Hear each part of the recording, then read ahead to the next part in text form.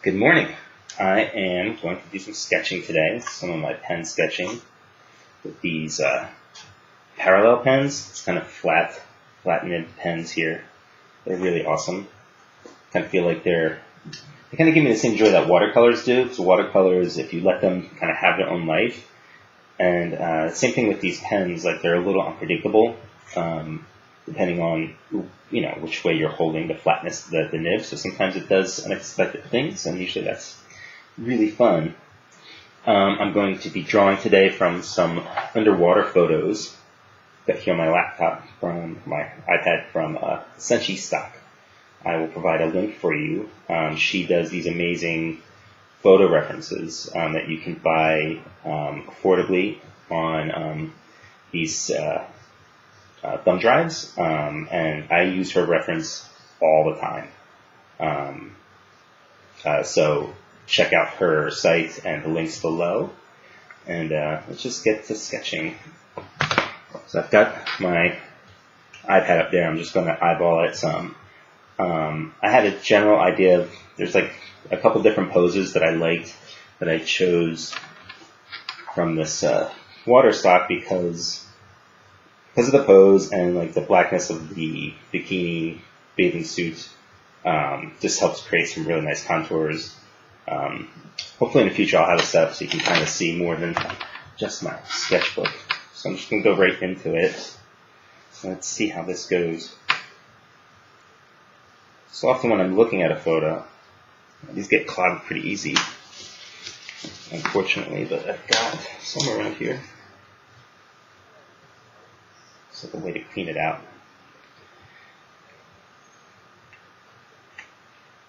But I've got the ink flowing.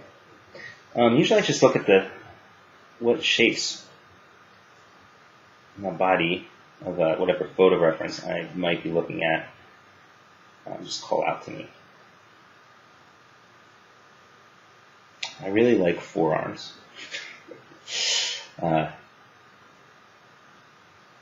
Reason is they often really help express and break the body form in a way that like the torso and the head can't. So a lot of my drawings you're going to see this sort of torso, this forearm shape, usually floating around somewhere in the foreground.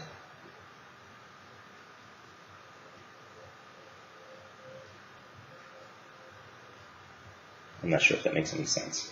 It's hard to think, talk, and draw at the same time. I'll get it one of these days. Negative space is really fun to work with too. That's the areas that's not being drawn that still indicates that there is a shape or form there.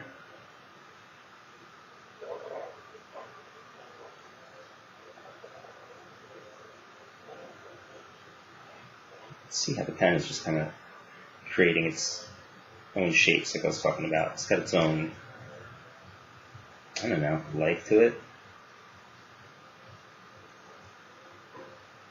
I mean, these are lines obviously I would never be able to do or feel comfortable drawing with the traditional pen. But I love how clunky they are.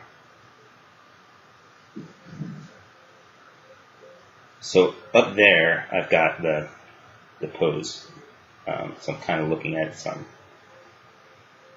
Sometimes when I do this stuff, I will, well, real quick, what I mean by kind of looking at it is I try to think of the impression of the photo. What is the impression of the photo leaving in my mind? Not so much what the actual photo is saying. The last thing I'd want to do is follow the photo reference so tight that the photo dictates what I'm drawing, you know?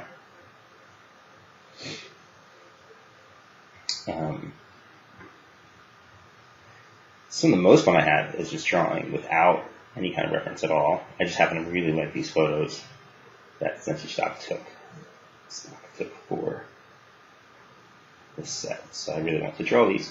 But a lot of times I like to just kind of draw without a plan. I'm not thinking too much of an actual pose. I just sort of start drawing and then find it along the way.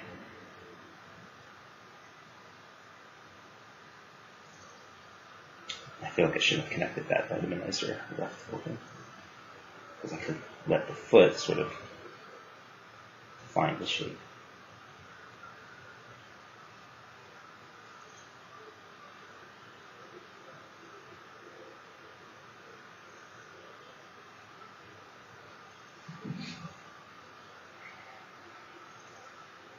I'm not sure if I should put her eyes in or not, but I guess so. This is always risky because body being abstract is one thing. The faces, if they get too abstract or weird, I mean, it really can make or break a piece. I'm not sure which way this is going. Alright, I'm going to leave it there before I fuck it up anymore. Anyway, here's the actual reference. And there's the drawing. I also really dig this safety shape back here.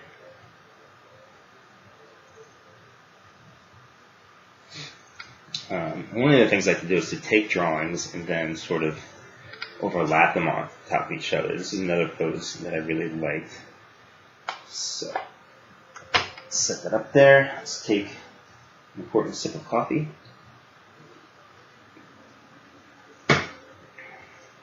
Alright. So in the back of my mind, I had this vague idea of taking these couple of poses and overlapping them with each other. When I'm done, it might not work. I mean, I post a lot of these sketches, but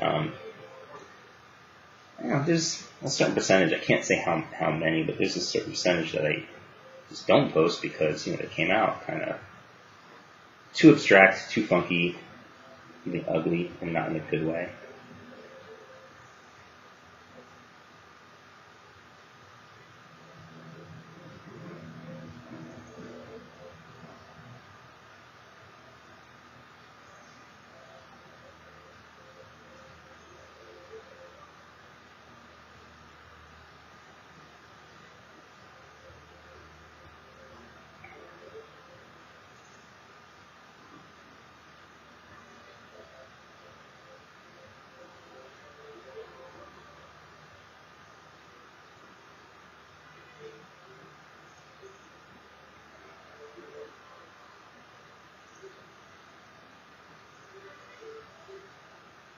I don't know if you can hear the music in the background, but got some kind of issue. I don't know. I really can't work in silence. Sometimes I do, but it's very rare. I have to be in a mood, usually a bad mood, to draw in silence. Yeah.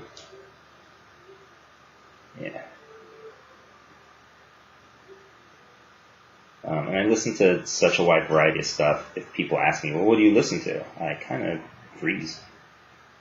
There's a lot of electronic music that I don't even know what it is because, it's loaded up into my iTunes.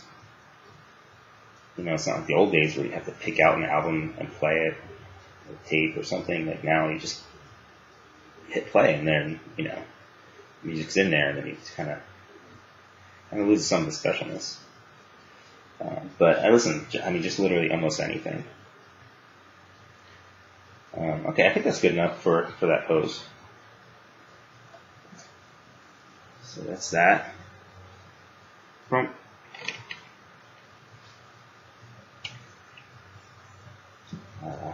I kind of like this. It felt like it kind of tells a story of like this tumbling sensation. So I think I'll do this one next. Let's see if we can fit it on here. It's kind of a small piece of paper, but I think we can do it. And I like the idea of it all going in. Even though the eye usually goes left to right, up to down, I'm kind of doing this backwards, but I don't know. Again, this isn't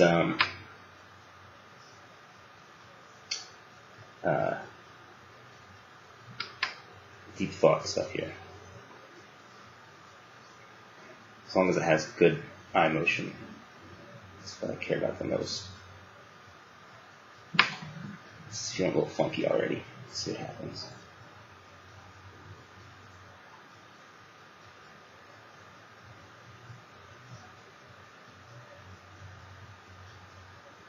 Drawing hands across crossing over with each other is always fun. There's something about it that's so expressive, it doesn't matter. It's done well. It just expresses itself. Same thing with feet. I'm really bad at drawing feet normally. I think I'm really bad at drawing feet right here too. This thing doesn't turn out too well. It's going to look more like meatloaf than foot. Oh, whatever.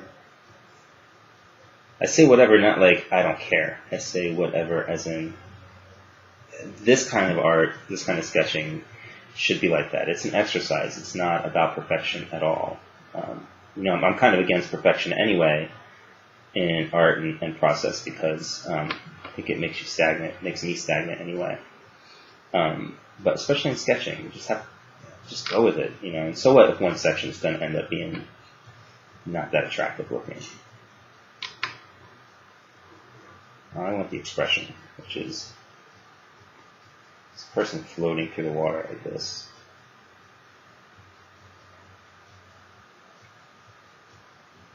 I know I've had plenty of fantasies growing up about just being able to float in the water, like hold my breath forever.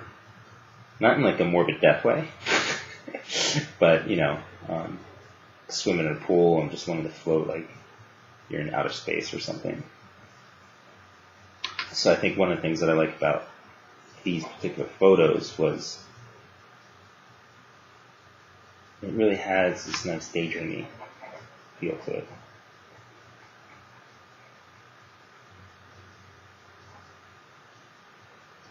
You can see as I twist this how the flatness of the pen. So that's on its corner, and I bring it down to its edge. And because these are nice chunks, especially if I kind of roll it some, like I don't know if the best example there, but there you go.